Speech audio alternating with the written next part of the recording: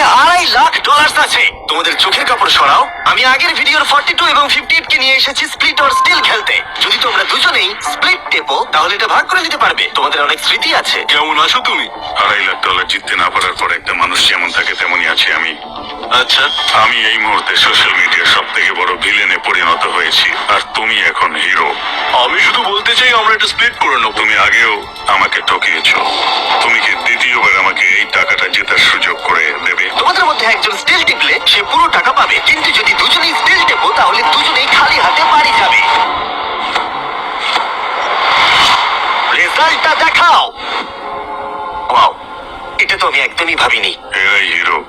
এদিকে চলে এসো। না না না, আমি এটা করব না। এত টাকা দুটো পরিবারের জীবন পাল্টে দিতে পারে, তাই আমি টাকাটা স্প্লিট করতে চাই। আশা করবো এতে তুমি রাজি হবে।